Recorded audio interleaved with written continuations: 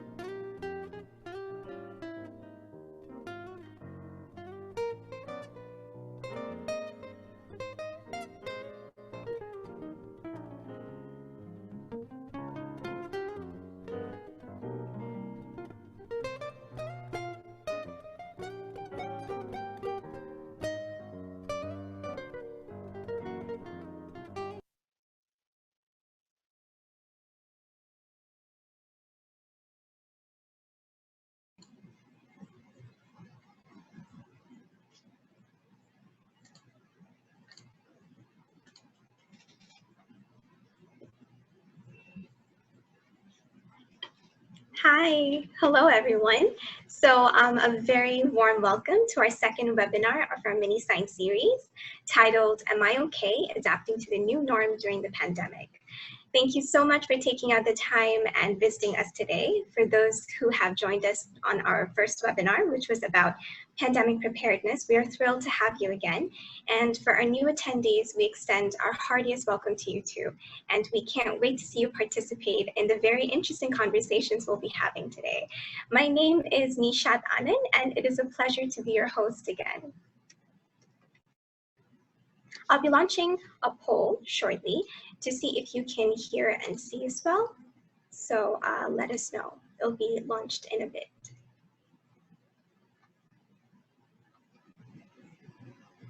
Please answer the poll if you can see and hear as well. Let us know. We just want to check.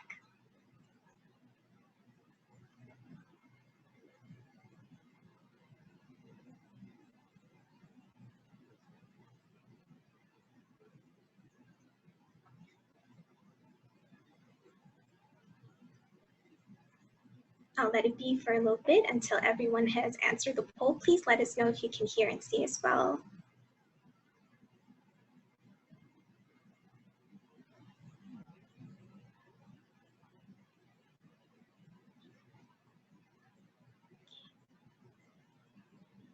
3% said no. Okay, I think almost everyone can hear and see as well, so we'll be going forward.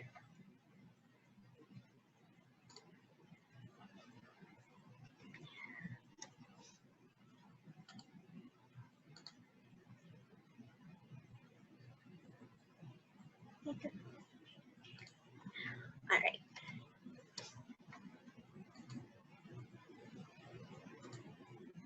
Okay, so before we get started, I would like to go over a few items to let you know how you can participate in today's webinar. So this webinar will not allow you to switch on your webcam, and all attendees will be muted, but we will be enabling our Q&A feature throughout the webinar. It is below on your attendee control panel. So if you have any questions, just pop them in there, and it will remain anonymous, and we'll have them addressed at the end of the webinar.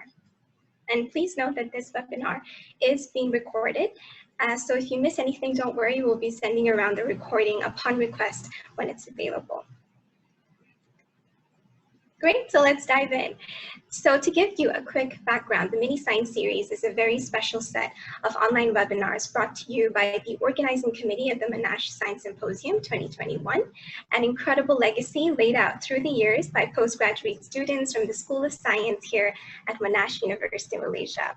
So these webinars are structured to highlight important global issues such as the effects of the COVID-19 pandemic and welcome the voices of diverse and crucial fields of expertise involved to come together and share a meaningful, informative, and engaging conversation made available to everyone interested to tune in.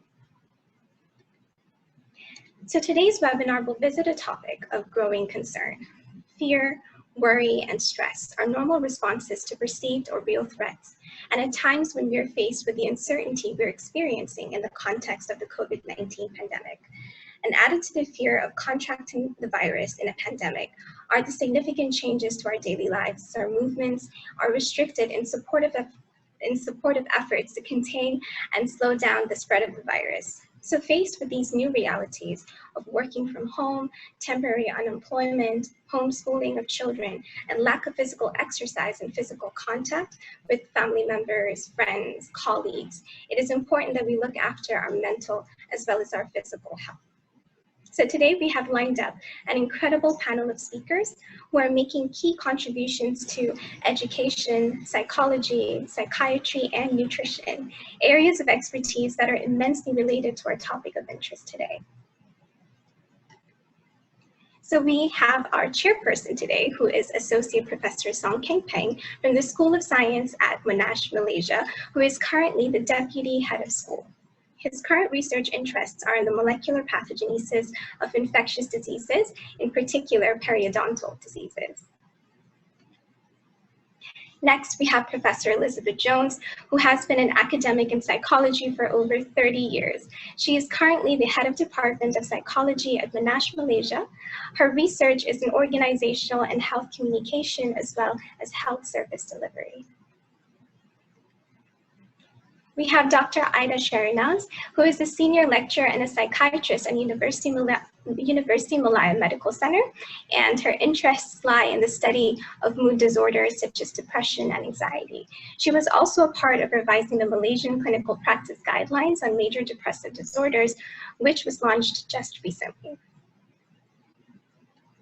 And lastly, we have Prof. Winnie Chi, who has more than 25 years of experience as a dietitian, academic, and a researcher in nutrition and dietetics. She is internationally recognized for her expertise in evidence-based diet and lifestyle management of chronic diseases like obesity, diabetes, and bone and health nutrition.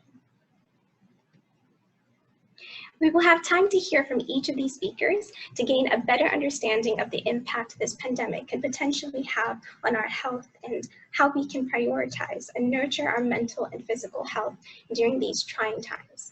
And this will be followed by an engaging open floor discussion between the speakers where our audience will be encouraged to ask questions and even offer your own opinions. So once again, welcome to our second webinar of the Mini Science Series, titled, Am I Okay? Adapting to the New Norm During the Pandemic. So stay with us as we hear from our incredible speakers who are with us today. So without further delay, I'll be handing the floor to our chairperson, Prof. Song, to open the discussion. Hi, thank you, Nishat, for your beautiful introduction. This the Monash Science Symposium is organized once every 2 years, and it started many years ago. And every time when it is organized, it sets a new record, a new standard, and which means the next symposium will have to be better and better. And I think for this year's Science Symposium is just very fortunately that it is being held this year, a very special year, a year that I guess for anybody or everybody who has gone through experience, it will never forget that this is a very special 2020. So this pandemic, especially for Malaysia, I know that we started our MCO on 18th of March, and it's been going on until now. And we know that the number of cases has been reduced to a very nice number in sometimes in June, July. But unfortunately, with this type of pandemic, it comes in, I mean, what is annoying is that it comes in many waves. And sometimes we don't even know which wave we are in now. Yeah, but what we know that in Malaysia, at least for the past few days, the cases in Selangor and KL alone has been approaching 1,000 or around 1,000 every day. So we still don't know when can we see the light at the end of the tunnel. And some people say the tunnel may not be even there yet. So it's I guess it's still a long wait. So the topic for today's symposium is, am I okay? Adapting to the new norm during a pandemic. I guess if you throw this question, am I okay, to anybody who has impacted by this COVID, I think very few people will be sane enough to say that they are okay. Right. So the impact on people, on profession, on industries, and many walks of life is tremendous. And some people or some professions are impacted a lot more than other people. But I guess everybody, including students, are all affected by this pandemic.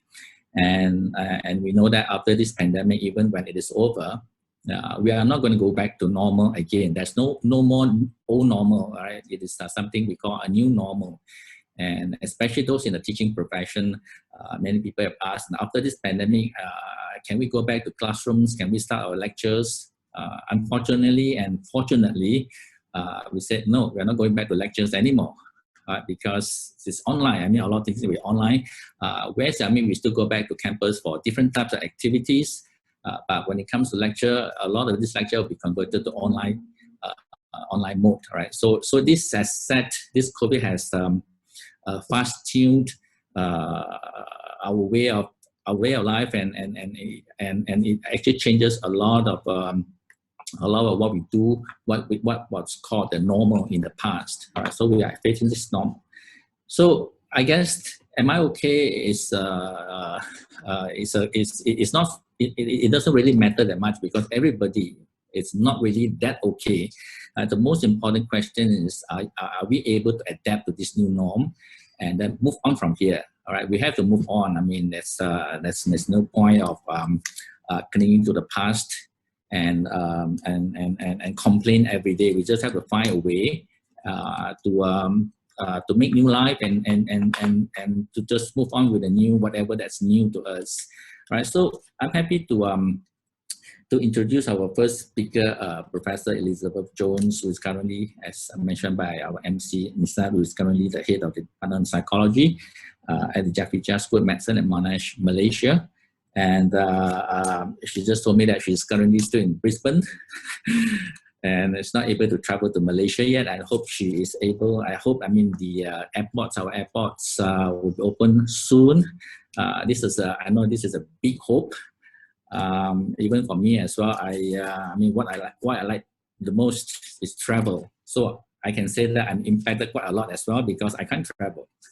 Right. So her topic is the psychological effects of the pandemic on mental well-being. I guess it is very important because we do know that a lot of students, including staff in the university, may have suffered some different forms of depression, some degree of depression, because you are stuck at home and sometimes the environment is not just because you don't see people, and that's what affects us, right? So without further ado, Professor Jones.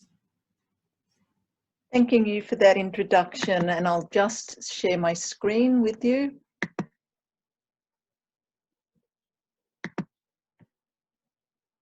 And we shall get started.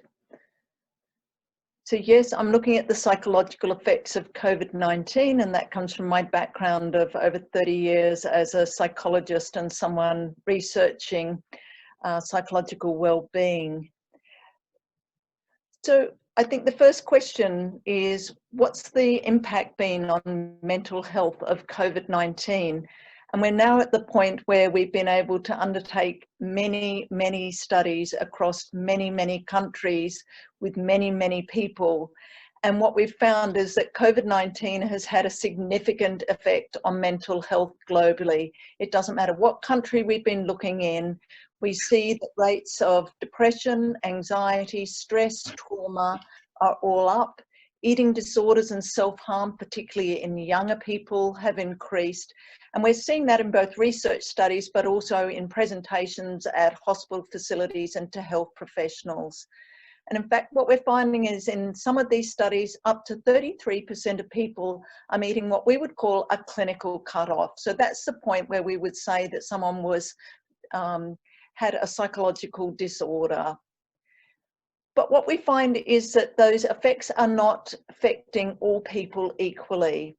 And so when we've looked, and again, this is fairly consistent across countries, we find that there are higher rates of mental health impacts in younger people, in women, in those with lower levels of formal education, those who are single, those who are living with children, and of course, those who are living in the most affected countries.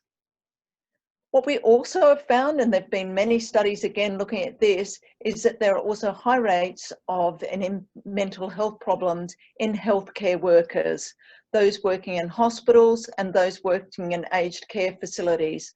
And can I emphasize again that this is across multiple countries that we're seeing these effects. And again, it is those who are experiencing the biggest impact in terms of caseload of people with COVID-19 who have been most affected. I'd also like to put a commentary here that social media usage can exacerbate those effects. And I'll come back to talking about the positive aspects of social media use, but social media use can actually exacerbate those effects in countries with higher rates of COVID-19. So I guess, why is COVID-19 affecting our mental health so much? Well, there are many reasons, and I think virtually every person here listening will be able to identify with some, if not all of these. So as human beings, we don't like experiencing threat, we don't like uncertainty, and we don't like unpredictability. COVID-19 manages to tick the box on all of those, because it is not only something that we know has had a significant effect on people's health, and indeed we have a higher rate of people dying from this than other viruses, but there's that, as I said, uncertainty. Am I going to get it? What's the rates going to be in my country today? And the unpredictability.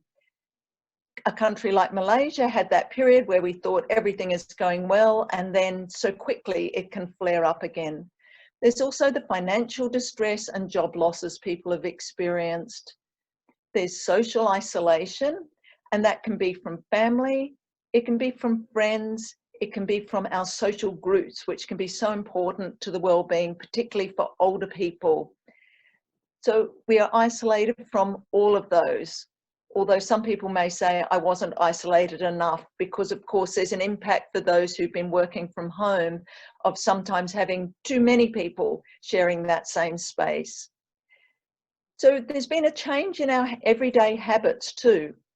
For many of us, we can't do the many routines that we had that have been important to our well-being normally. And this includes that decline in physical activity. For many of us, there's been a short or a lengthy period when we've not been able to leave our houses. There may not be access to the gym equipment that we've been used to. And of course, those things all interact together. Working from home, there's now an extensive literature showing that that has had benefits as well as challenges. So for some people, they've enjoyed more time with family, they've enjoyed not having to commute, but there are also many challenges. But I think one of the things that's particular about COVID-19 is it's been going on for a very long period. Most traumatic events are shorter. This has been a very sustained period. So I think one of the questions here is, am I okay, is the question we're asking. What I want to say as a psychologist is, it is normal. It is totally, completely normal in response to a traumatic event like this for you and I to have experienced distress, fear, irritability, negative thoughts. Very early on, we started finding the evidence of people having difficulties concentrating on their work, on their family. Many, many people tell me just how exhausted they feel at the end of the year. There's problems sleeping, there's changes in eating patterns. These are all normal responses to a traumatic event. And if you've experienced many of those, do not be concerned. Do not think, do I need to go and seek professional help? What is not normal is when you start to think, I'm not starting to adapt over time, as Prof. Song said. I'm not starting to think I'm finding ways to cope with this. Or in fact, my symptoms are getting worse. I'm getting more distressed. I'm having more difficulty sleeping. If for you those things are not changing over time, or if they are getting worse, then you may find it helpful to contact a health professional, a psychologist, or a counsellor. How should you cope during COVID-19? I think one of the things is we need to recognise, and where possible, we try to manage the demands. The difficulty with COVID-19 is many of those demands you can't change. You can't change if you're homeschooling. You can't change that you're now doing your job fully online. So we need to recognise that those demands are there, but we may or may not be able to manage them. But what we can do is things such as fostering our own sense of resilience and perceptions of control. So to what extent can we do what Prof. Song said and say, this is a challenge, but I'm going to look for opportunities to grow through this. I'm going to find ways that I can do something new through this, develop new strengths, find my strengths within me. I can seek control over the things I do have control over and think about those. I can control what I'm cooking for dinner tonight and try something new. I can't control other aspects of this, but look at the areas where I can have control. Think about those needs I have for how do I maintain autonomy? How do I get a sense of competence? How do I get a sense of relatedness? Because these are our basic needs that we have. So many people have used COVID as an opportunity to develop some new skills. They may do that in connection with other members of their family or friends. Accessing resources is so important, so that importance of social support to us. And I put there, we've got demonstration of the efficacy of these interventions. So I do need to be reaching out to people and remaining connected. It can feel more difficult and challenging to do that. I can't do that in the same ways I used to, but I know my own experience has been, I learned, why haven't I been having Zoom sessions with my siblings who are in different states in Australia to me? All this time I could have been doing that, and the joy it is to once a fortnight spend an hour on Zoom with them. There's also thinking about, and I know there's going to be someone else talking to us about, we have very good evidence that our ability to keep our normal good habits and routines going as much as possible is really good for our psychological well-being. Thinking about what we're eating, resisting the taking up smoking, smoking more, drinking more, continuing to find some way to engage in some form of exercise. Those healthy lifestyle practices are not just good for our physical health, they're good for our psychological well-being. And setting some realistic and achievable goals. I know some people started COVID by setting very unrealistic and unachievable goals, but what I want to encourage you to think about is, what are the achievable ones? For me, I actually started doing some online art classes, which was something completely different, but I could give it a go and just try it out. And I have some beautiful paintings I could show you as a result from that. And of course, there is also that role of the positive use of social media. using that as the way that we have to remain connected, and just think how wonderful it is. It would have been a different experience to be living through this pandemic without Zoom or Facebook. One of the things I do want to also talk about, though, is the stigma that's been experienced by many people. So stigma, possessing an attribute or characteristic where you're seen to be part of a devalued social identity in a particular context, which for us is COVID-19, which can lead to people having negative evaluations, stereotypes, and even quite discriminatory behaviours. And that can be both what I call public stigma, where others may stigmatise us, or we may stigmatise others, but also self-stigma, where we can stigmatise ourselves, where we feel guilt, shame, disgust with ourselves. There's really been extensive evidence globally of stigma toward both individuals and towards particular social groups. Now, I think disturbing is some of those are people who may not even have COVID-19, but they are part of a group such as in Australia and a number of countries, widespread discrimination against Chinese or Asians that went with the whole notion that this was somehow a Chinese virus. People stopped eating at Chinese restaurants in Australia from the beginning of COVID-19, and there was no reason for that. But it's also healthcare workers who've experienced significant stigma as well. And again, these are people with or without COVID. We've been doing research on following up people who've had COVID and looking at their own experiences of public stigma and self-stigma and finding that there's quite high levels of it. This, as I said, can be just verbal and physical abuse, face-to-face or online. There was a story just yesterday in China, a young woman who had COVID-19 who had her name shared and her contact details, who experienced significant abuse. It can be denied access to jobs, to transport, shopping, cafe, restaurants, accommodation. We've seen evidence of all of these being ways that people who are either had COVID-19 or a member of a group somehow associated with potentially the risk of COVID-19 being stigmatized. I put there that this has been particularly perpetuated by media and social media, and particularly significant influencers. And you may be able to think of many of those in your own country or other countries.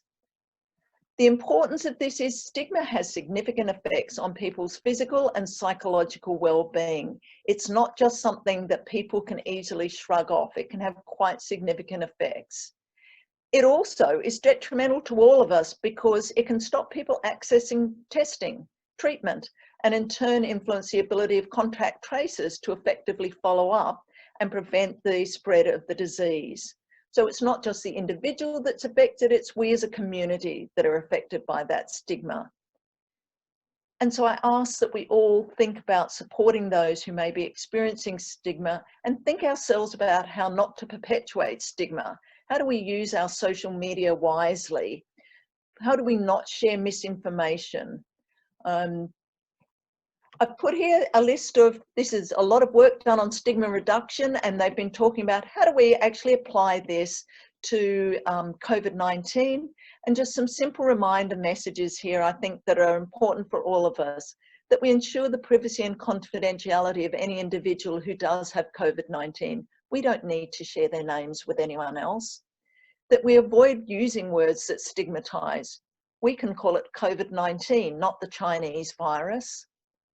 That we promote accurate information about prevention, treatment and screening. So we consciously think about the messages we're sharing, and that's why I alluded to social media there. That we correct respectfully when we hear others sharing rumours or misinformation. Respectfully is important because if we say to someone, you're an idiot for thinking that, that very much will harden their attitude. That's not going to make them open. When we respectfully ask questions and say, why do you think that might be the case? What's your source for saying that? That we can speak out if we see negative behaviours, that we can think about the diverse ethnic communities when we're using images of COVID-19, that we share voices and stories that humanise, because we know we reduce stigma when we feel a personal connection to people. So our ability to share those voices and stories that might humanise the experience and struggles of those affected by COVID-19 can reduce stigma. That we call out and communicate our support for healthcare workers and other frontline workers. There's been many stories globally about the appreciation from healthcare workers, and I think of the National Health Service in the UK, when people stood at their windows and clapped healthcare workers, that there was a sense of applauding and showing appreciation, and that we look out for suggesting resources and support for those who have experienced stigma. So may I encourage you to think about your own mental health at the moment and thinking about enacting those strategies, because you can do things that will help you. You can do things that will help others look after their well-being during this unprecedented pandemic. You can do things that reduce the stigma of people who are members of particular social groups associated with COVID or who've themselves experienced contracting COVID-19. And I thank you for the opportunity to just share these few words with you today. So thank you, Terima kasih. Thank you, Professor Jones, for your insight in the, mental side of the COVID-19. I guess certain facts are easy to say than none, especially when you mention about the stigma. Yeah, and I'm just wondering for a special stigma of those patients who recovered from COVID-19, and because there's still a lot of uncertainty about the disease, and also about the side effects. So it is just sometimes it's just difficult to go away. And people are not sure, even though it's medically or clinically, this person is being released from hospital and recovered completely from COVID, but still in behind everybody's mind that whether this person is still carrying viruses and still maybe a person who is able to transmit the disease without symptoms. So how to as a if you are a patient of this recovered patient from the COVID-19, how do you live with that type of stigma? And I think it's interesting because it's not even something we often talk about to people that, and as I said, it can be both the public stigma, but the self-stigma. So addressing first and saying to people, it can be normal to feel these types of feelings where you're concerned, you feel guilty and things, but let's acknowledge that's normal, and then let's work on what are you going to do to actually feel okay about yourself, to talk about this with people, to seek out social support from those around you. But I think it's also raising people's awareness, because it can be quite a shock to someone who's not expecting to leave hospital and suddenly find that people step 2 steps back from them, their family, their friends, the people around them. So I think it is both preparing people for that experience, because it's quite shocking the first time that one is stigmatized. And for many people, that's not something they've experienced before. But I think it's almost also sending out the message that it's not okay. So we can often locate it at the individual. It's your responsibility how you're going to deal with the stigma, what you're going to do in response. But I think it's also important that we recognize that as a community, we have to also say it's not okay to stigmatize. We have to, as I've said, use those strategies to pull others up, to pull ourselves up when we're doing it, because it's not the responsibility of the person who's stigmatized to be dealing with that stigma. It's the responsibility of all of us in the community to be dealing with that stigma. So yes, both an individual there, but also a community response. Thank you, Professor Jones. All right, so we come to the next speaker, Dr. Ida, who is a psychiatrist by training, and currently she works in the University of Malaysia. And I guess after learning some mental effects of this COVID-19, it is also important to know, if you have any issues and what are the resources that it can turn into. And of course, one of the professional resources is help from a professional psychiatrist or clinical psychiatrist. All right, so the topic is the importance of psychiatry during a pandemic. Dr. Ida?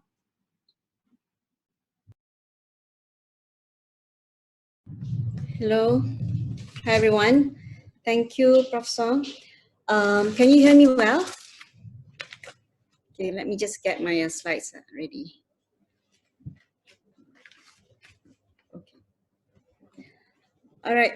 Firstly, I would like to thank the organizers for inviting me today. It is always a great pleasure to be on platforms with other distinguished speakers, because it has always been my passion to increase mental health awareness. So just a little bit about myself. I am a senior lecturer and a psychiatrist working in University of Malaya. And this is where I practice. That's the hospital where I'm practicing, okay? So the title of my presentation today is The Importance of Psychiatry During a Pandemic.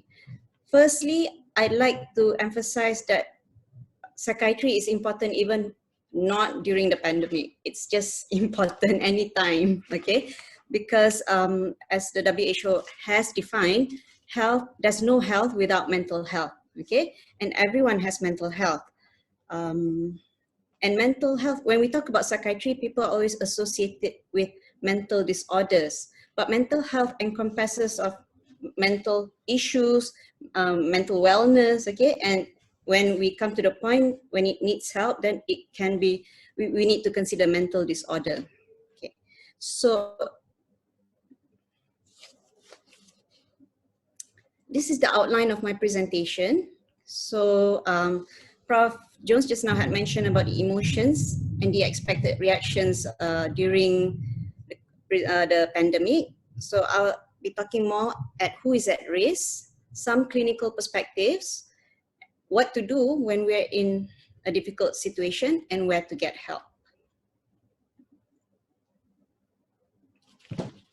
So this is just an overview of emotions. So we can have lots of types of emotions. Now, as Prof. Jones had mentioned just now, we are humans, so we will definitely feel emotions when some crisis like this pandemic occur. There will be adjustments and there'll be emotions that are probably uncomfortable, okay? So there'll be anger, there'll be anxiety. You see, the anger and anxiety had caused a lot of patients to go into panic buying tissue papers, okay? So sometimes when we have this anxiety, overwhelming anxiety, we tend to make poor judgment, okay?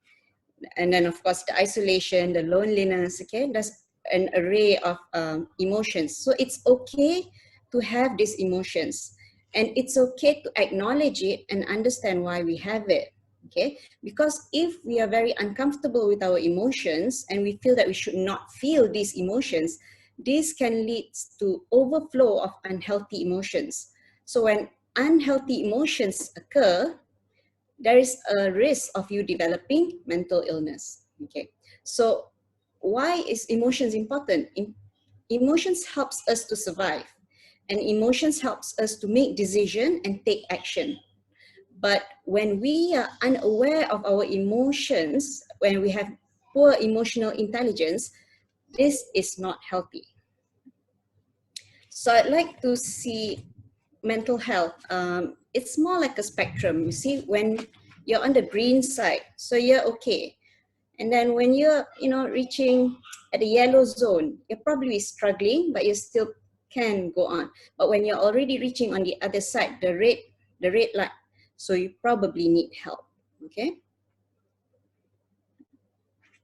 So now when we're talking about the pandemic itself, who is at risk? With the COVID infections, so we know that people with extremes of age, especially the older people, they are at higher risk of contracting the virus. And it is also when they have comorbid medical conditions, so it heightened the risk of them getting the COVID infection. But when I look at it, I saw that people who are at risk of getting the infection is also people at risk of getting a mental health problem, okay? So when I say here who is at risk, it is also regarding getting the infection of COVID and also who is at risk getting mental health problems. So this extreme of ages, the children and adolescent, because usually children and adolescent, they need the social connection, like when they're at school. They're not just about studying, but the social connectedness with other people. So when the COVID happened, this was disrupted. So that can cause a lot of disruption to their emotional growth. People who are at risk are also involved those who are caring for loved ones, the frontliners, essential workers, okay, the food industry people, and the delivery service people, they're also at risk. People with existing mental health conditions, people with substance abuse people losing their job, and people who had work changes, people with financial constraints, and we know this is a very serious problem. People with disability, so for example, children with ADHD and autism. Okay, so I can say for myself, because I have a child with special need. Okay, my son has autism, and he has his routine of going out at a certain time, doing his exercise. But during the COVID pandemic, when restrictions were put in place, we had difficulty managing his routine because he needed to let the energy out. So we got to be creative in finding other ways to manage his energy. Okay. People who are at risk also involving those who are socially isolated, and we know that immigrants, we know from the recent COVID infection, the report, right? A lot of cases are in between the immigrants. Okay. So coming back to my topic, mental illness, psychiatry. Okay, so what causes mental illness? There's no one single cause of mental illness. Okay, when we talk about psychiatry and mental illness, we always go with the mantra of biopsychosocial. So far, biologically, studies have shown that when you have a genetic vulnerability, okay, you might carry the gene, and when stressful things occur, the disease or the mental illness might manifest during these difficult times. We know that biologically, it has proven that your serotonin level is lower, okay, and that can cause anxiety and depression, and also other chemical responses. Okay, so for psychosocial causes of mental illness, mostly it's related to life experiences. So adverse life experiences can trigger mental illness. For example, history of abuse or trauma, history of stress, domestic violence, substance abuse, financial troubles, and adverse childhood experience. So from a clinical perspective, the commonest mental illness in Malaysia and worldwide is anxiety disorder and depressive disorder. So according to most studies, lifetime prevalence of anxiety is about 30%, and lifetime prevalence of depression is about 20%. Okay, the prevalent rate in Malaysia is not very clear because of methodological flaws, but a colleague of mine, Professor Ng Chong Guan, he had done an estimation of depression, the prevalence of depression, and it's found to be about 8 to 12%. That is actually not a low number, it's a significant number. And the prevalence of anxiety in Malaysia, by a paper from Chin in 2016, concluded that it was poorly understood because there's a lot of difficulty in obtaining the anxiety. One, because people just don't admit that they have anxiety, yeah? And they present with a lot of somatic symptoms which can blur the presentation of anxiety. So imagine if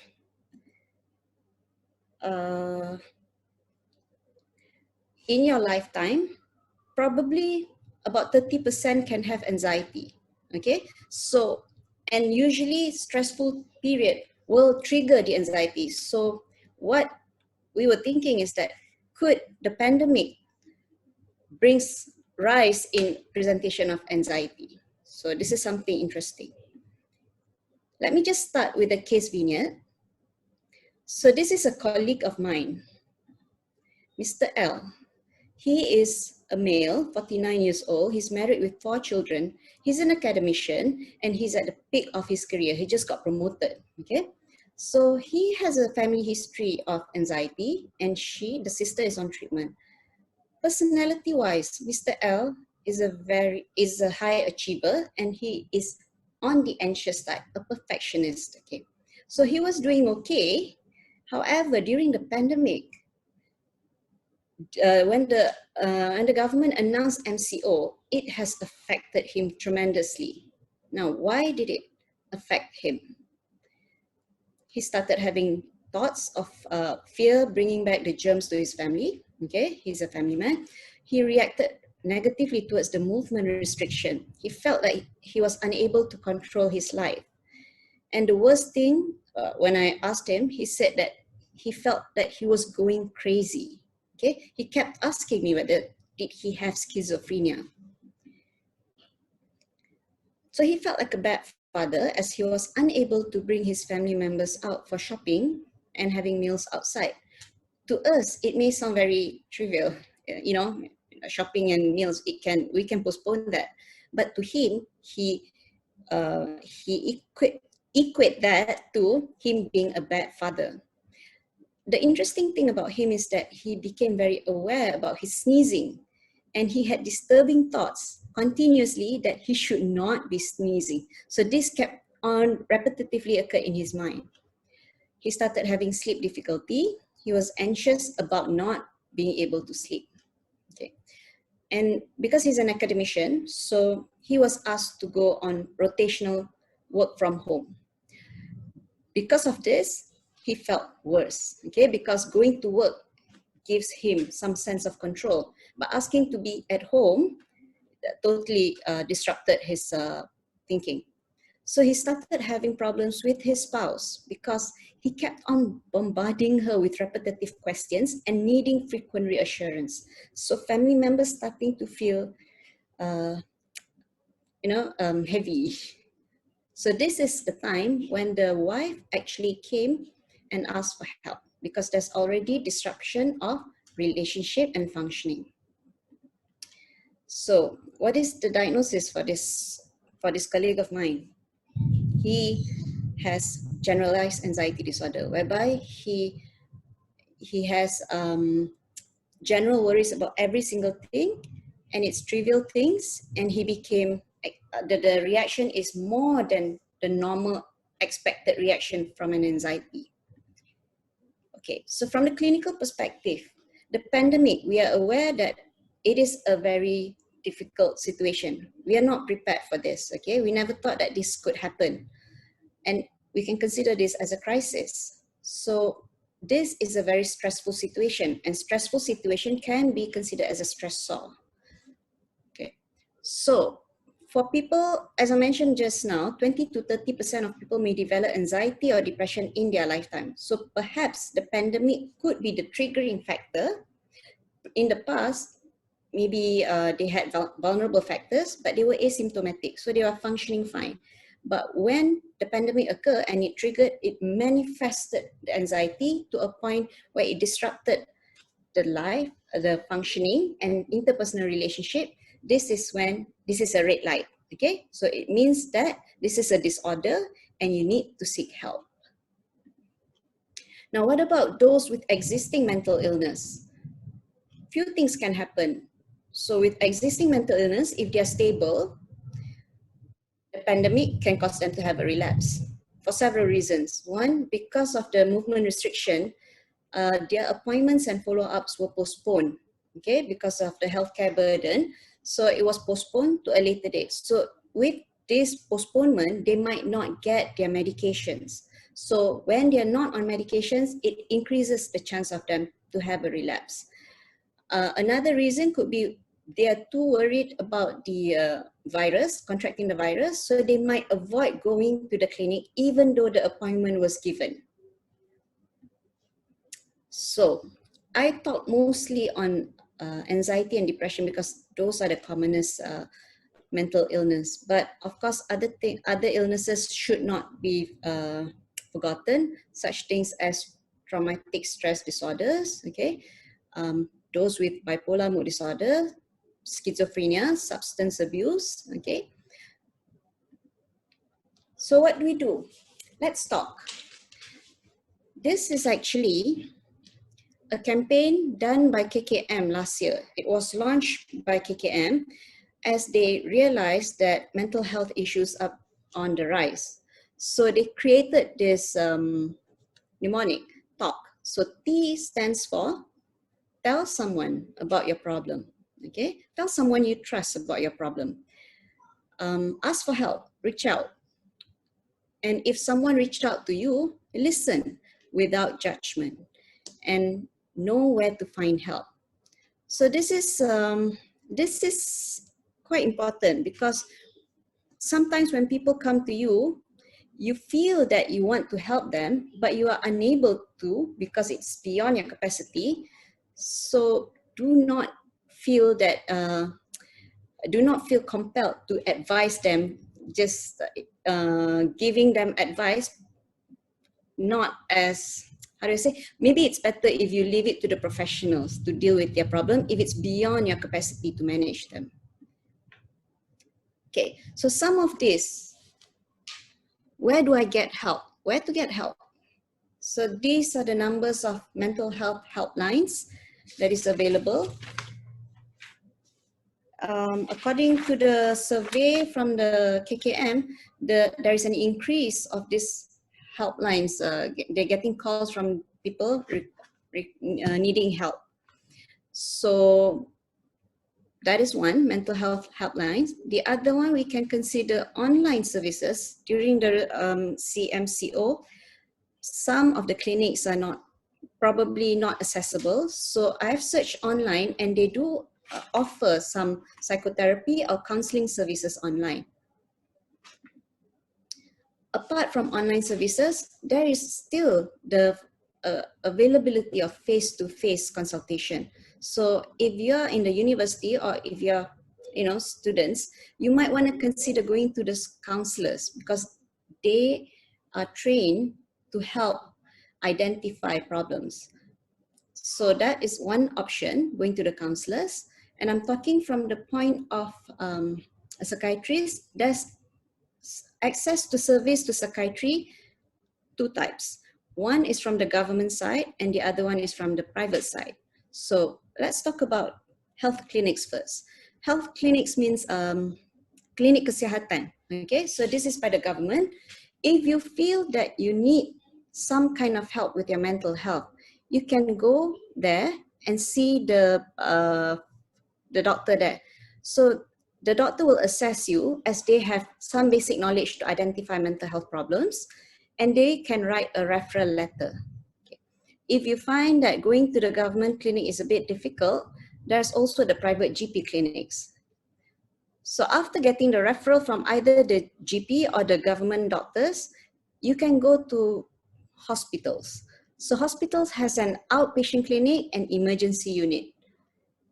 For the outpatient clinic, you will need a referral letter to get an appointment, and you will be seen in due time. But sometimes in an emergency setting, say for example, if your friend is suicidal or harming themselves, you can straight away bring them to the emergency unit. Okay, the facility is available. So for the government side, there is general hospital with psychiatric services, and as where I am working, there's also the university hospitals such as PPUM, PPUKM. Okay, right. The other option is to go to the private hospital. So if you have resources and you want probably a faster access to psychiatric service and you can afford it, private hospital don't really need referral letter. You can just walk in and choose whichever psychiatrist that you'd like to meet. Okay, so I'm at the last bit of my presentation. Okay, I feel that mental health is important, and I feel that with every tragedy, there is a chance for learning and growth. Okay, please reach out if you think that your mental health is affected. If you're already on the yellow side, reach out, talk to someone. If you're already on the red side, okay, it's okay, you're not alone. There's help available. With that, I thank you. Thank you, Dr. Ida. Yeah, I guess sometimes the question is the denial, the self-denial about which zone, whether you're at the yellow or the red zones. And sometimes you just miss the opportunity to get help at the right time. I guess maybe we can discuss about that a bit later. So we move on to the next speaker, Professor Winnie Chi. Professor Winnie Chi is currently the Dean at the School of Health Sciences of International Medical University. And her topic is on the relationship between nutrition and mental and physical well-being. So I guess this is also an important aspect when talk about nutrition. Many people say that during this pandemic crisis, and especially when they have to work from home, one of the biggest temptation is a frequent visit to the refrigerator. Yeah, but of course that's not the the different types of nutrition. Yeah, but how do we ensure that when we are locked down at home, at the same time we are still able to have healthy food and keep ourselves nutritious in terms of the nutrition viable. Right. Professor Thank Chi. you. Yes, thank you so much, Prof. Song. I hope you can all hear me clearly. First of all, good afternoon to everyone and also to my fellows. And again, I'm very grateful to Monash University for this invitation. It's always nice to talk to young people and also to share, and as you correctly point out, nutrition is important. And just like what Dr. Ida said, nutrition is important regardless of COVID. It's important all the way. Yeah.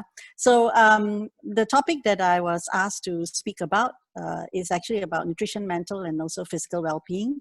And I hope in the next 15 minutes or so, talk about how the diet affects your mental well-being. I think physical well-being people are quite familiar, but I'll touch on it a little bit. We'll discuss a little bit about the effects of staying home in terms of your nutrition and your lifestyle. And then I end off by sharing some tips on how you can maintain a suitable diet and at the same time take care of your mental well-being as well. So I think you've heard from both the previous speakers that mental health is a continuum, right? You heard from Prof. Elizabeth more about mental well-being, and then mental disorders as covered by Dr. Ida. And interestingly enough, the role of nutrition in mental health is actually something that's quite recent. A lot of the time we've been focusing a lot about physical health. And in preparing for this talk, I read that actually nutrition plays a role at mental well-being, but there are also studies showing that even during mental disorder, nutrition is also important. So where diet fits in, I suppose, is we cannot actually mental health and physical health. That is a fact, right? Your physical health affects your mental health can affect your physical health as well. And both of it has one common denominator, and that's good quality diet. And there are plenty of research that's been done to show that if you have good quality diet, your physical health actually is improved, right? So we know now Malaysians are facing a lot of physical health issues. Obesity, 2 out of 5 Malaysians are now obese, 1 out of 5 diabetes, heart disease, heart cardiovascular death is one of our highest, cause of death. And so we struggle with that physical health, and diet and lifestyle is very much a part of that. Now, at the same time, in terms of mental health also, I think that's what Prof. Song just now said. When you're stressed, you tend to eat more. Some of us go for comfort foods, and that actually affects our mental health. And that going for the wrong type of foods affects your physical health. So we cannot really the two are all with diet right in the center. So I'll just like to talk to you a little bit about how the links of diet and mental well-being works. So I just ask you, when you're stressed, how many of you say, I'm going to go for broccoli? I think not many think about the broccoli as the way to relieve your stress. But if I show you this, a Magnum double salted caramel ice cream, I think immediately we are all salivating already. Yeah, that's what I'm going to go for when I'm stressed. And when I eat that, oh, I feel so good, right? So there you go. That's how diet and mental well-being comes into play. So food does affect our brain, and that's because some nutrients are actually precursors to neurotransmitters or chemicals in the brain that tell your body what to do and how to feel. So there are neurotransmitters that are affected by nutrients. We know, for example, dopamine. This is actually a neurotransmitter that helps you with positive mood. It gives you alertness, helps you to be able to cope with stress. Serotonin, you heard Dr. It's also important for calmness, for decreasing pain. And actually, serotonin affects your appetite as well. The endorphins, I think for those of us who do regular exercise, you do it because of that nice feeling that you get after exercise. And choline, actually important for improving of memory. So a lot of work that's done on nutrition with Alzheimer's disease and improvement of cognitive memory, for example, looks a lot in this area. So there are foods actually is related to that. The diet that you eat is related to that. So when someone is stressed, as you can see from the photos here, we tend to go for carbohydrate-based, sugary, fatty kind of meal. And that's what we call the comfort food, right? So what does it do? When you go for this kind of meal, you stimulate insulin, your blood glucose goes up, and that gives you a nice feeling. It stimulates your serotonin as well. And if you have, and what happens, you get addictive, right? Then you start to have cravings. So it be a habit that you continue to do, and it's intensified when you're stressed, right? Because that's a way for us to feel good again. We reach out for the wrong kind of food. Now, it's also very interesting now that there are more studies showing that besides just working on the neurotransmitters, nutrition also plays a role in terms of what we call brain plasticity. That means your brain tends to is able to rewire, right, and have new neurons being formed. And part of that is a protein that affects the hippocampus, or part of the brain that actually controls your mood and so on. And there are studies showing that when you have a poor diet, people with poor diet, their hippocampus is much smaller. So they tend to be easily going into depression and so on. So the diet somehow is linked to that. At the same time, when you're stressed as well, you also have what we call low-grade inflammation in our body, right?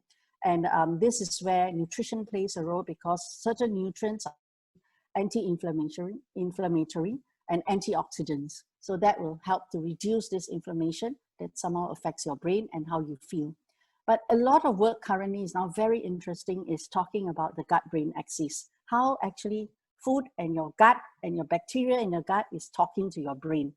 So this is an area of a lot of research that is also getting very interesting for us to know, because it tells you that you are what you eat. The bacteria, the good bacteria in your stomach depends on your diet. And there's studies showing that if you eat good foods, high fiber foods, if you eat probiotics, if you eat foods that actually stimulate good bacteria, you get more of this good bacteria in your gut, and that actually communicates positive effects to your brain, and that affects your emotion. So these are all areas of studies that that is very much very active currently, and there's this thing, lifestyle psychology, where we are looking at how food affects your mood and affects your emotion, right? So what do we know so far? What we know is, there are two types of diet. One, they call it the traditional diet, right? I'm not sure where Malaysian diet fits. I think Malaysian diet is a bit of both now, The traditional diet is the diets that are more grain-based, more plant-based, more fruits, more vegetables, So I picked a few photos here on purpose. Like, for example, the simple one I said, where you don't add all the other stuff on. That can be considered one of our Malaysian traditional diet. Right? And at one point, it was actually considered a healthy breakfast, because it's got proteins, it's got carbohydrate, and you add, your vegetables, it's got fiber. And then the second picture is actually a Chinese traditional diet. It's called the Lei Cha. It's actually made from herbs and also lots of nuts and lots of vegetables there. I think the Hakka people would know that. And then you've got your traditional Indian meal, right? More vegetables, some dal, some grains. So this kind of traditional diet versus what we're currently eating, your boba tea, your burgers, your steaks, the more meat-based sort of diet. So interestingly enough, a lot of studies have shown that when people eat traditional diets, they are happier. And when they eat poor diet or poor quality diet, they are more depressed. They have more mental health issues, right? So this is one way that we see more and more studies coming up to show that your diet can affect your mood. So what therefore is considered as the best diet to have for mental health? At the moment now, for physical health as well as for mental health, is that Mediterranean diet. I think some of you may have heard about this, right? We don't live in the Mediterranean, right? But they have the lowest heart disease rate, and apparently now they are also, their mental well-being is better. Now the Mediterranean diet, I'll talk a little more about it and how do we adapt that to a Malaysian diet that way. But it consists a lot of fruits and vegetables. You can see here from the photos. It's got lots of fish. Meat is less, and less of the sweets and so on. And the base here, it also includes being physically active every day. So people who follow this diet, first of all, the reason why the diet is touted to be very good is because it reduces cardiovascular risk. So this is called the PREDIMED study. And there are lots of studies that come out of that to show that follow a diet like that, your heart disease rate is very much lowered. right? Whether you add, you know, and of course they use a lot of olive oil in that region, right? But now, as a result of that as well, people are now saying that if they follow that diet, let's look at whether they have more depression and what is their mental well-being like. So this is a study that was done in 10,000 adults. So it's a very big population. And they're mostly around probably the audience age group, you know, university graduate age, right? They looked at people who ate lots of the you know, that is very characteristics of the Mediterranean diet. There's lots of fruits, there's nuts, there's legumes, the oils are healthy oils. And then they followed them up for about 5 years. And they saw that those who had a lot of this diet, their risk of depression is actually half, by 50%. So they're happier. They don't have so much of these mental problems, and their mental well-being is much better with this diet. And this is, you know, this is a strong study because they put up the studies, the individuals across the 4 years. And then they saw the group that ate more of the processed type of food, their rate of depression is higher. In fact, it's 70% higher after 5 years. If you take a lot of sweetened desserts, fried foods, you know, processed meat, a very high fat sort of diet. So I think this is enough. I mean, if you're not convinced, I mean, for me, I think there is data there to show that your diet can actually affect. So let's now come back to this current period that we are facing, that we're talking about, where most of us are staying at home. Even as students, I think you are not going to the university, you may not be seeing your friends. So what is going on with our life? So number one, if of course, reduce physical activity, as you heard what Prof. Elizabeth talked about. We are more sedentary, okay? The exercises that used to go to the gym, you can't go now. So, and you know, when you're at work, I record my own steps every day. When I'm at work, I'm far more active. At home, even if you do cooking and you walk around, you sit most of the time in front of a computer because you're working from home, and you don't go out with lunch with your colleagues anymore. So actually the number of steps you take is much less. So automatically you're more sedentary, and that we know is bad for your physical health. And of course there's increased mental stress. I won't go into that because the previous two speakers have talked a lot about it. Reduce medical visits for our patients. They don't come and see the doctor as often because of fear, you know, and therefore struggling with their disease at home. Now, the other thing that Malaysians do is, you remember when we started the MCO, everybody started to stockpile food, right? So we buy everything off the shelf. Eating frequency increases. Snacking increases when you're at home because access to food is so easy, right? The good thing is people do more home cooking. Good and bad, I suppose. It depends on what you cook. But I think many of us has become chefs. We've become bakers. You'll probably learn new recipes more than you ever did. So it can be a good thing as well. But online food ordering has also increased a lot, yeah? And it's actually not any different. You're at home, but you're eating out in a way, okay? And of course, we have a group that is probably facing food insecurity. But today we won't be discussing on that part. So with all of this, you can associate that this is very much related to mental well-being and physical well-being. I don't know how many of us have actually gained weight during the pandemic, but there was an article in the Star recently interviewing a few people that say they've gained 2 kilos, 3 kilos, and so on. So I've not seen publications on that. I'm sure it's on the way for Malaysia. But in the early stage of the self-quarantine, and this is just sharing with you, they interviewed online adults, right, of around 28 years old, and asked them, so have you gained weight or not because of the MCO? This was in the US. And so 22% of adults say they've gained at least 10 pounds already. So that's quite a lot. It's up to 5 kilograms, right, during the pandemic. And why is it that they gain weight? And if you look at the reasons of why they say they gain weight, it's very much related to their mental well-being. Lack of sleep, of course, decreased physical activity, snacking, eating in response to stress, and eating because there's food availability, the smell and appearance of food, right? And now some of us may resonate with this, right? Now, recently, we did a study, international study across seven countries, university students, right? And we just published this recently. We look at resilience and the relationship between stress and anxiety, and also diet, but we are now analyzing the dietary data. Unfortunately, I'll share with you perhaps in an opportunity later. But for now, we found that COVID-19 actually negatively impact university students' perceived stress and anxiety. Okay, so a majority of the students, including the Malaysian students who took the study, reported that actually they didn't sleep well. Their sleep quality has been affected, but not their sleep duration. So they're probably sleeping longer to cope with the stress, but their quality of sleep is no good. So we hope to get more data, because we had data on dietary and also their physical activity as well. But unfortunately, it's in we are still analyzing those data. But I hope we do look out for it then to find out what is the impact among university students.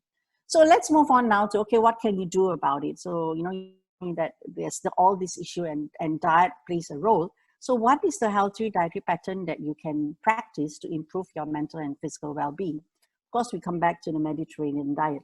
I know right now, if you listen to the social media, there are all sorts of diet out there, right? Nobody wants to hear that you got to eat more fruits, vegetable. Oh, that one is all boring. You know, you hear about people telling you that you go on low carbohydrate diet, you know, keto diet, you should turn vegetarian, all of this. Now, but what really the truth is, this is the diet that is holistic.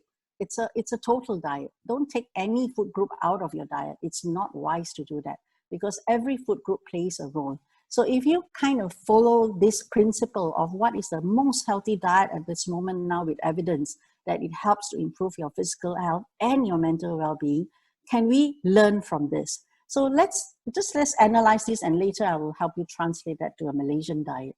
So the first thing is that in the Mediterranean diet, we talk about moderate amounts. Of course, your very fatty meats and your sweets and your oils, you should minimize that part. But weekly, you should have some amount of, every day, in fact, we do have, poultry, eggs, cheese, and yogurt. Now, this kind of food actually contain tryptophan, which is an amino acid that stimulates your serotonin. And they also provide probiotics, especially yogurt, that actually is good for your gut health. And I told you just now that your gut talks to your brain. So that's going to positive mood if you incorporate this into your diet. The other thing is fish. Fish contains omega-3 fatty acids, and they are anti-inflammatory, right? They reduce depression. There are studies showing that when people eat omega-3 actually have less depression, and fish is fantastic for your heart health. In fact, we should be having fish at least 2 to 3 times a week, right? And look at the base of that pyramid. You don't see that large amount of carbohydrates there. If it is there, it's mostly whole grain.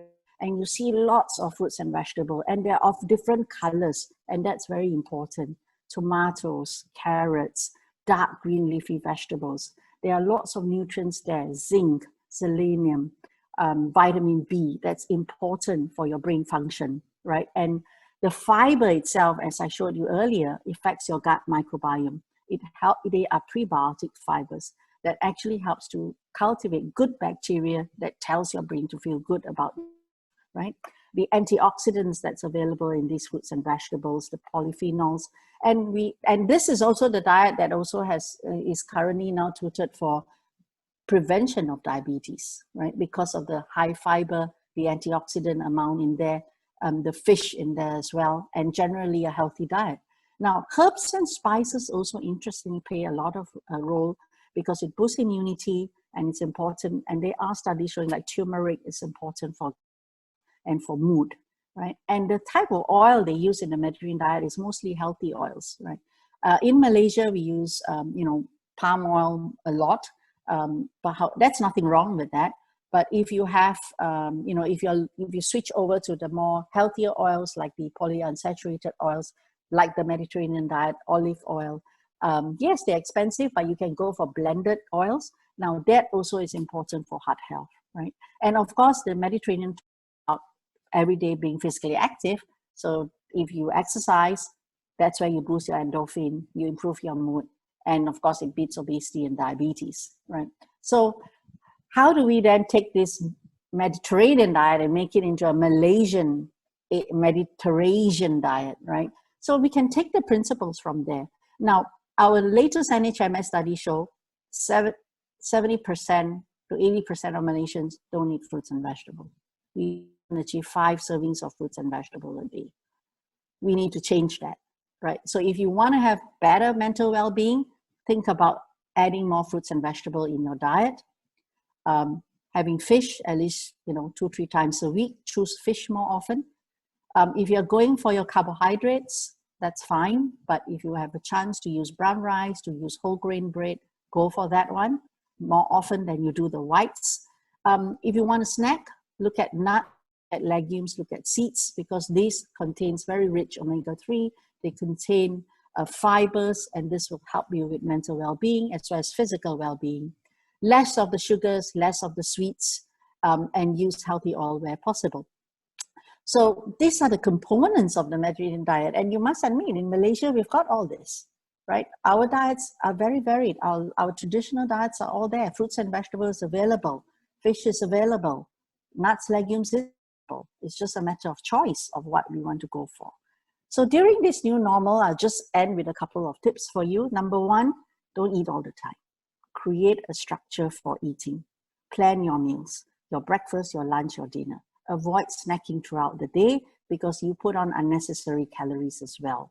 And I think for young people, it's very good. Download an app, right? You've got MyFitnessPal, you've got, Lose It. They contain Malaysian food, and you can even find some of the local food database in there. Are they accurate? Well, you don't really need accuracy. You want to know a benchmark, roughly how many calories I'm eating. So if you can do that, keep a food journal at the same time. Think about when you eat. If you keep a food journal, you're more aware of what you're eating and what if your food, and it goes along with your mood. So are you eating because you're stressed, or you're eating because you're bored? Are you eating because it's time to eat? Like it's breakfast, it's lunch, it's dinner, and so create that structure for eating. I think is very important. The second thing is snacking. I mean, you can't stop people from snacking, right? But maybe choose healthy snacks that actually affects positive mood. So when you feel that you've got an urge to eat something, pick the healthier options. Go for fruits. Bananas is fantastic. It's contained tryptophan. So that will actually work on your serotonin, give you a positive feeling, right? Go for oranges, papayas, watermelon, local fruits. These are all great. If to snack, look at nut seeds, chickpeas, peanuts, squashi, sunflower seeds, soybean, tofu fa. These are good snacks that you can take. Low-fat yogurt or cheese, dark chocolate. Now, so it's not all bad, a healthy diet can contain chocolates, 70% cocoa at least, but please don't eat the entire bar plus 2, okay? So about 40 grams of dark chocolate, which is roughly about, I think one bar is about 100 grams, so about half of that once a day actually has data showing that it helps improve mental well-being and also great for heart health. Whole grain crackers. I think young people nowadays, you do a lot of overnight oats. I see on the internet that there's this craze on overnight oats at one time. That's very healthy. So that's something you can snack on. Or make a sardine or an egg, wholemeal sandwich. So these are good snacks that rather than you go for burgers or you go for more unhealthy like sausages and so on. So can snack, but go for healthy snacks. And when you open the fridge, stand in front of the fridge, you ask yourself, what are you doing? So a lot of people open their fridge to think, right? But they're not really hungry. So stop yourself first. You open your fridge. Are you hungry? Are you bored? Or you're just tired? So if you're not hungry, close the fridge and walk away. And do something else so that your mind doesn't always think food, right? So, get yourself engaged so that you don't fall into the trap of emotional eating. Okay, so you're eating that tub of Magnum ice cream just to feel good, but eventually your physical health is going to suffer. Now, hydration is very important. So drink lots of water, at least 1 to 2 liters a day, and please don't drink boba tea. Yes, you can have it once in a while, but not all the time because physical health goes, mental health will go as well, right? So don't go for all those high drinks. Substitute with plain water. You can go for sugar-free options, green tea. So keep yourself hydrated throughout the day because it affects your mood. If you're dehydrated, that also is not good for your mental well-being. Finally, cooking at home, right? Cooking at home is always a good choice because you will use less of the unhealthy ingredients, right? Salt, sugars, fats, even when you're cooking at home, automatically it comes down. And also you can improve the intake, the use of seasoning and spices I've talked about just now. It boosts your immunity, your mood, and your gut health. And there are plenty of good videos out there. If you search for healthy recipes, there are plenty of good videos that you can actually follow and, improve your cooking skill and up that, but cooking healthy foods. And finally, stocking up your pantry and your refrigerator. Do it strategically. Does your refrigerator look like this photo that I share with you here? Or is it filled with something else, right? So here's a list of healthy options. Yes, you should shop for cereal and grains. You know, you can have brown rice, you know, brown mihun, whole grain. So 50% of the carbohydrates you eat should be whole grain, right? So try and do that. Go for fish, right? Local fish, sardines, mackerel. You can afford salmon. Patin fish is fantastic. Lots of omega-3 there, also cheap, right? Go for chicken, tofu, more beans and pulses in your fruits and vegetable. I cannot overemphasize on that. If you're going for dairy foods, low-fat milk, cheese, yogurt. If you can't sleep at night, a glass of milk will help you to calm down and also have a better sleep. And then lots of herbs and spices that also gives flavor without you having to use too much salt, but you know that, hey, this is going to be good for my mood as well, right? But amongst all of that, please don't overindulge. Please remember, even though it's healthy, even though it's a good, but you finish a whole packet, it's all going to go to your hips, right? So portion control.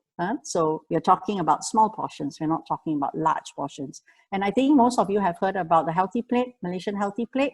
So try and eat according to this at home. Yeah, your quarter, half. And stay active. Okay, so there are lots of nice videos online that you can do, whether you want to do resistance training or you want to do, you know, Zumba. So stay active even though you're indoors. And this helps with endorphin. Really great for moods. Yeah. But at the end of the day, I think, ladies and gentlemen, is about, are you ready to change or not, right? So here we're talking about mental well-being. So you must be ready for change.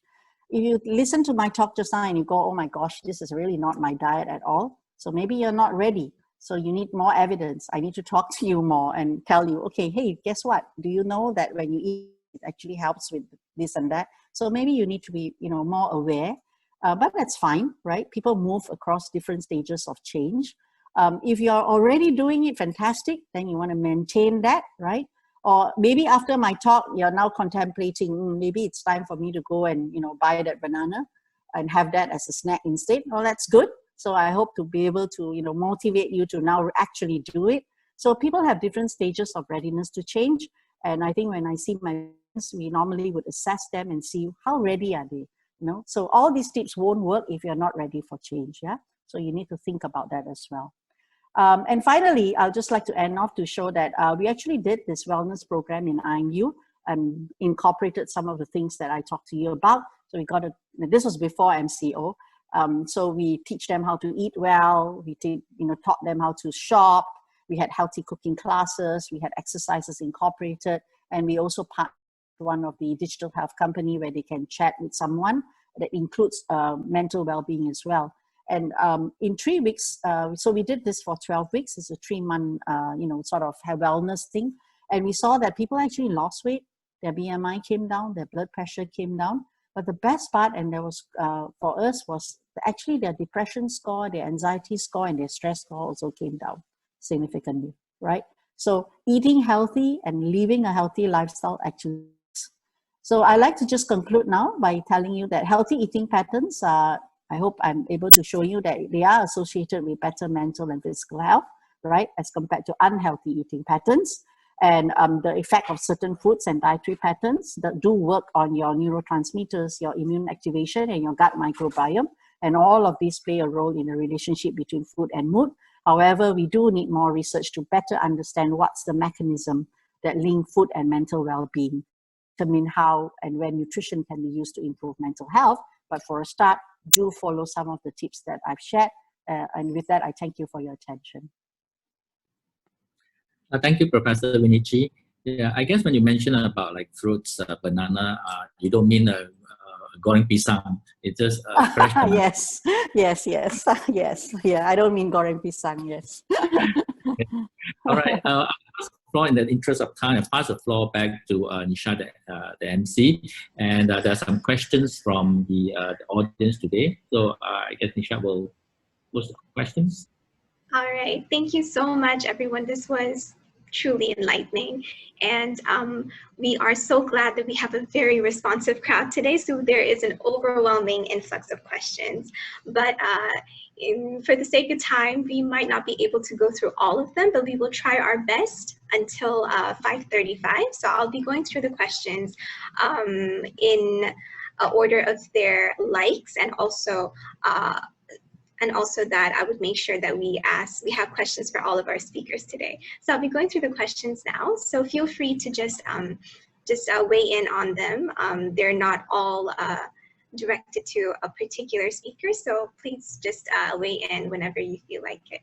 So the first most liked question is, how do I help friends who are affected mentally by quarantine? And I think there's a lot of answers to that, and Dr. Ada can answer as well.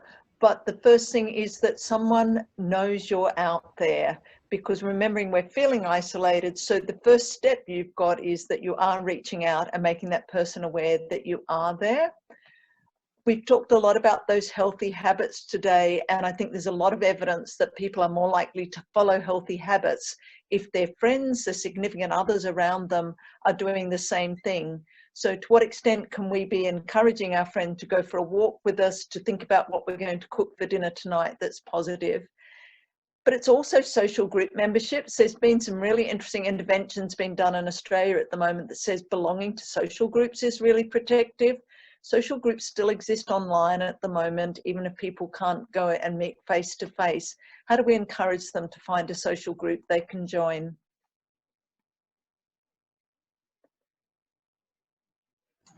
Thank you so much. Yeah. Does anyone else want to weigh in on this?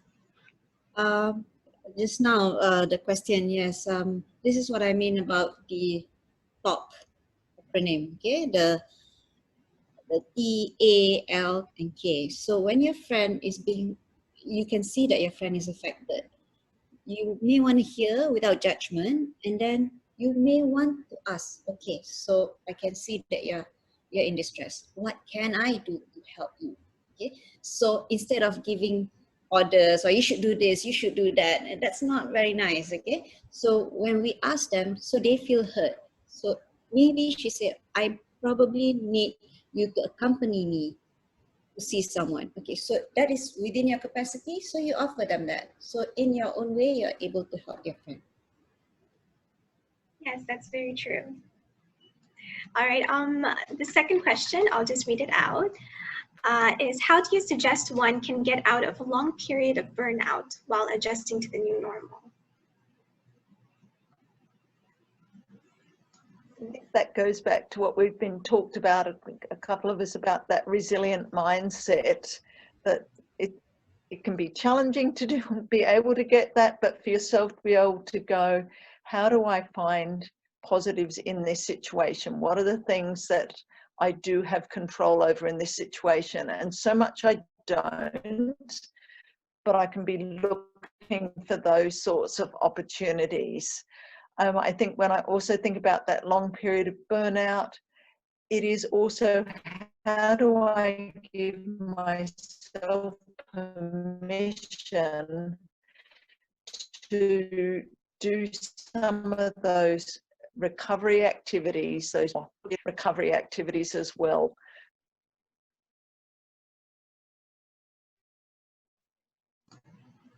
Prof. Liz, I think we're losing you a little bit. Yeah.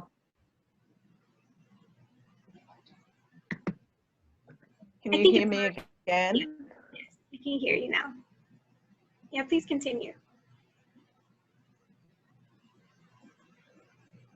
But yeah, the burnout is a thing that takes time to recover from too. So I also think that setting a New Year's resolution and saying, like, many of us are concerned that everyone's going, 2021, it's all going to be better. And of course it's not. We can make some positive changes for 2021. We can use that as a moment to pick up some of the things we've talked about, but it's not going to miraculously be better, and nor is someone's burnout. But the little changes, the little goals, the things I've got control and I can change, let's look at those. Make it maybe I can add a bit on burnout. Okay, see how I see humans. We're just like, we have our own capacity. Okay, so as we are going through our life, okay, it is great if we can be sensitive to the changes that's occurring within ourselves. Okay, so that we don't need to wait until to the point that you're burnout, then only you want to seek help. So this is what I feel regulation of emotion is important. So start listening and being sensitive to what your body is trying to tell you.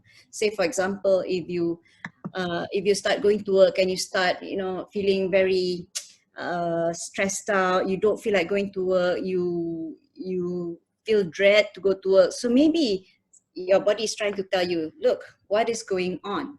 Okay, so at that point, it's easier to manage your emotions, because when you have reached burnout, it becomes too overwhelming and you can, everything becomes out of your control. Okay, so be sensitive to what your body is trying to tell you. And I agree with Prof just now, set realistic goals. Don't be too over positive, because that's going to lead to greater frustration.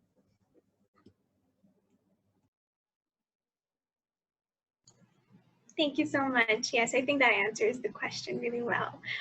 The next question is about nutrition, I believe. It says, what if when you're stressed, you don't feel like eating at all?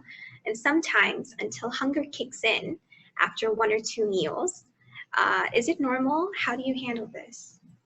That's okay. So if you're hungry and eat, right? So yeah. So I think if the hunger comes in, then you eat, then that's fine. But I think it's important. What's important is that nutrients can be eaten throughout the day. You can achieve your nutrients. But if it happens too often and it becomes a serious matter, then I think you need to seek help already, right? So it could be you're very depressed and you ended up, not eating. It becomes prolonged. Then I think it's important for you to recognize that and seek help. One of the common presentation of a mental illness, which is depression and anxiety, one of the physical manifestation is changes in appetite. So you start losing weight, and when you start not paying attention to your food intake, this could be signs and symptoms of you having a depressed mood or anxiety mode. Yeah. Thank you.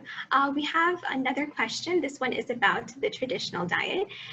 It says that it is well known that there is an accelerated rate in which traditional diet is being vastly supplanted by diet that is considered hyper-palatable foods, example, burgers, fries, etc.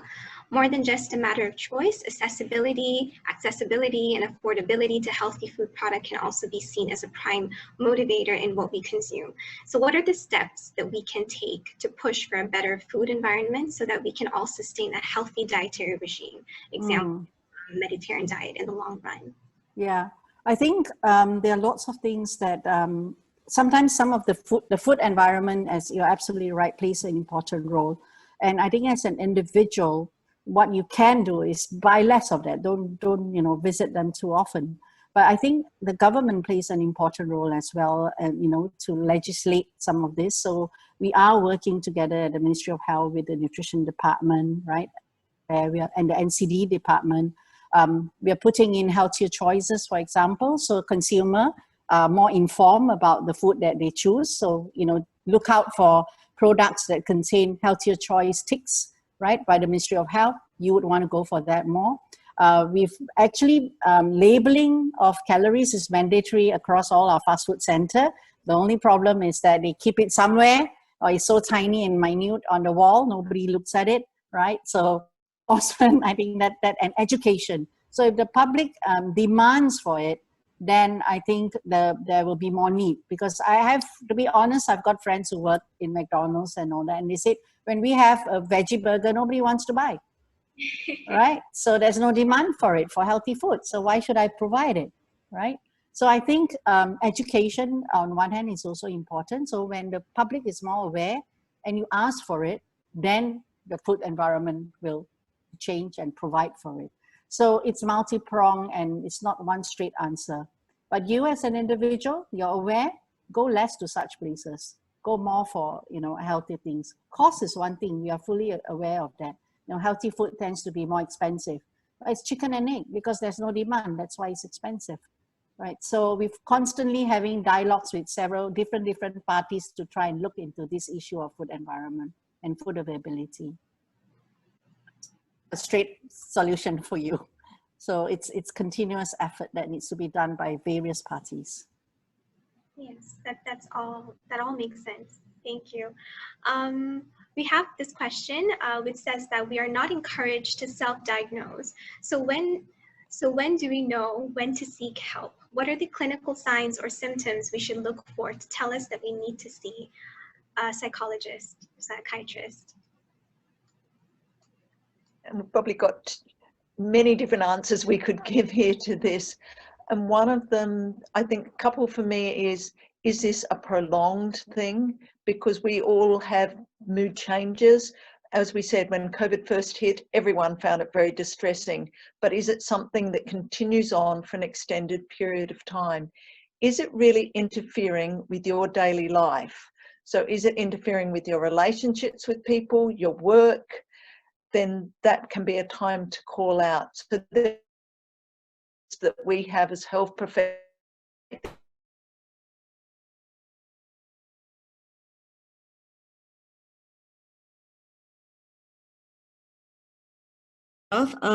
Well, generally speaking, mental health, everybody has mental health and they'll have emotions when something occurs.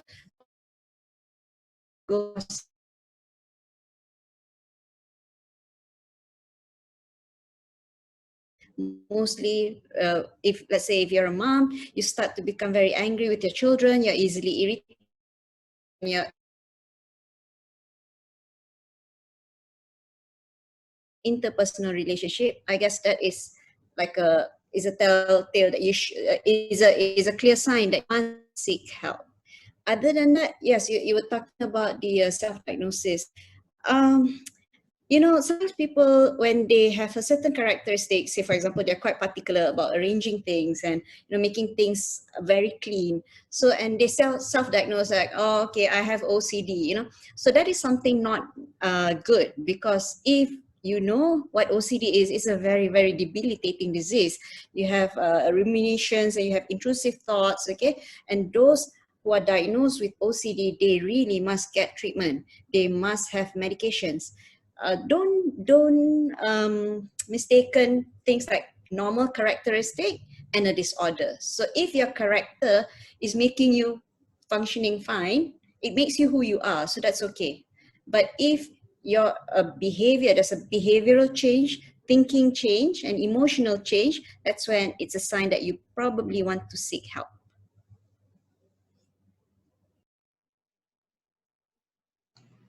Thank you so much. I think that was a very clear answer to that question, and I hope it really helps everyone to understand ourselves and to know when to need help, when to seek help. And we'll move along to the next question. It says that there is certainly a lot of evidence on how COVID-19 has negatively impacted overall emotional states in individuals around the world. However, what would be more interesting is to try and find out how some individuals have coped positively despite all adversity. We can definitely benefit and learn from these valuable behavioral attributes. So is there any evidence for the cultivations of certain habits that might help create a positive mental state or environment? And I think that's been one of the most significant shifts in the field of psychology from when I first studied at university, because we found for so long focused on people who had poor well-being, who weren't coping. And then there's been a whole rise in positive psychology, and you'll see we offer these now, these units. Monash has one in positive psychology, which is recognizing when we cultivate those good habits, we can enhance well-being. We can go from feeling good to feeling better. And I think that those practices the things we've talked about today are not just about bringing people up from poor functioning to okay. They're the things that build us to be more than okay, to build. So that mindset that we've talked about there, that having a positive mindset is really important here. Those healthy behaviours and practices are really important for that. So yeah, look out for positive psychology is a significant movement around changing that to view how do we look for growth and better well-being.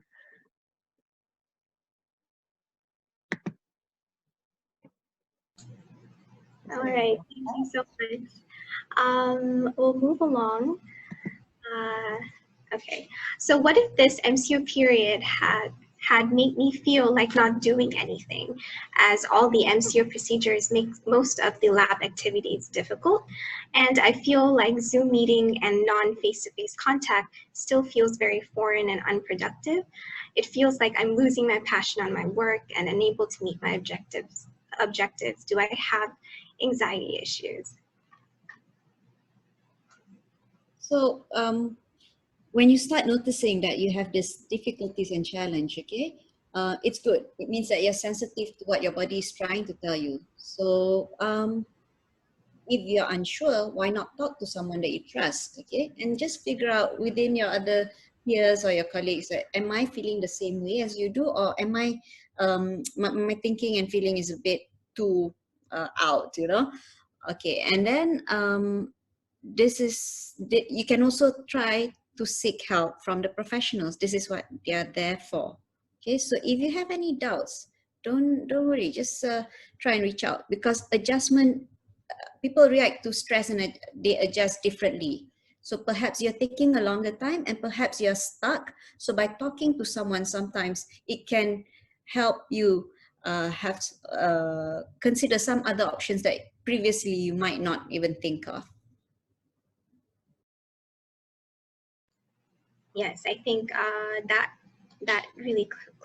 would really clarify, like, how are we actually feeling about this, because I'm a research student as well, and I can really relate to that feeling, and it has gotten me wondering when is actually the time to actually seek help or direction.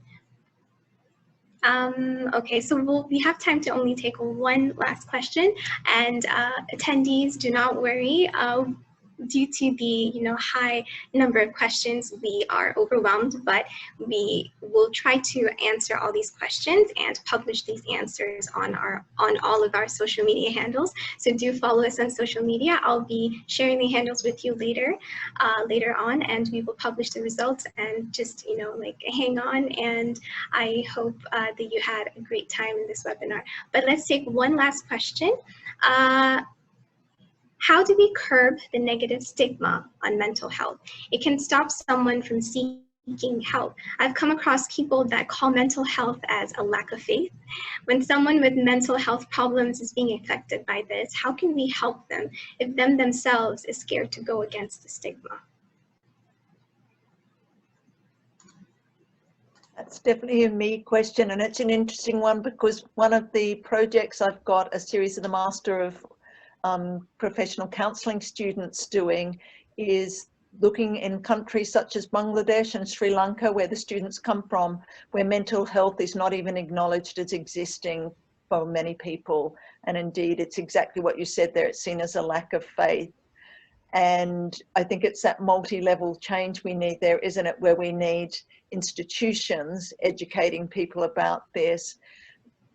You see in Australia at the moment, news media websites just normally putting up contact numbers for things, seeing it as perfectly normal that you would call. For us, it's Lifeline or Beyond Blue. So there are things that are normalizing it there. I wish I could still see the question, because it had the wording of, no, I've lost it. Which question? Oh, okay. I can read it out for you again. Yep. Okay, how do we curb the negative stigma on mental health? It can stop someone from seeking help. I've come across people that call mental health as a lack of faith. When someone with mental health problems is being affected by this, how can we help them if them themselves are scared to go against the stigma? And that, I know, and so back to that process of, it is when I talked about, you know, working with the individual and working with the community, I think we've got a lot of work to do. And Dr. Edie said this as well. We've got a lot of work to do with our communities to get it to be seen as acceptable. And so we have government interventions, but we also have the importance of significant others to us. You know, who are the high status figures, the people that we're going to be influenced by? And that can be different. That's going to be so particular to people's communities. Who is it our spiritual leader that we're asking to talk about this? Is it the sports stars in some countries? You know, you pick your favorite sports stars who have such a role in just getting us to say, it's okay to talk about this. We can see that significant others, not just governments, are important in that education and becoming acceptable to talk about it. I think we've got a very long way to go on this one. I don't have a simple answer because I think it's such a big issue still for us to address. And as I said, that varies by country. Some countries this is becoming more normalized, but some countries it's just the beginning of the conversation. Yeah, for our culture, okay, so it is often heard that, oh, you're depressed or you're like this because you're not praying hard enough, you're not good enough, or you have a lack of spirituality. And I actually was just involved with the psycho-spiritual psychiatry and psycho-spiritual platform, okay, and we talk. And even if we go back to the, let's say for example in Islam, okay, in there's this thing that you have to manage and take care of yourself and don't be cruel to yourself, okay. So if we just take that sentence, okay, so for just the other judgment that people put onto you is just unhealthy. So stigma in mental health has been a chronic battle, okay, but I do notice that in Malaysia that mental health awareness is on the rise, okay. So that is a good thing. So maybe, like you said, Prof, a lot of awareness, education, and get, you know, famous people to talk about it. It's okay not to be okay. Just don't be in that way for too long. All right, thank you so much, everyone, for answering the questions that we had. We will reach out to you with the questions that we were unable to answer, and we hope that you can help us out with that. And then we will go back and they will reach out to the attendees on our social media. So I'll just start sharing screen again for just a little bit. All right, so, and ladies and gentlemen, with that, it brings our webinar to an end. So on behalf of our entire committee, am I sharing screen? All right. Okay. All right. You can see now. All right. So with that, ladies and gentlemen, it brings our webinar to an end. And on behalf of our entire team of Monash Science Symposium 2021, a great thank you to our exceptional panel for the lovely insights. And thank you everyone for attending today's webinar and for the really impressive questions that we had today. But please don't leave yet. Our team works incredibly hard, but we know that we can always do better. So we appreciated your kind feedback from our last webinar, and we look forward to what you have to say about today. So please help us fill our short evaluation form. The QR code is being now displayed on the screen and the link is shared in the chat. So let us know what you would like to see in our upcoming mini science series. Your feedback is immensely appreciated. For those who have chosen to subscribe to our email updates, please look out for our exciting upcoming events that we have in store for you. Otherwise, please follow us on Instagram, Twitter, LinkedIn, and like our Facebook page. You can also email us at mum-sciencesymposium@monash.edu. If you haven't already visited our website, please head on over to monash-sciencesymposium.com to learn more about MSS and the committee. And with that, stay safe with your families and friends, take care of that beautiful mind and body, and see you very, very soon. Thank you, everyone.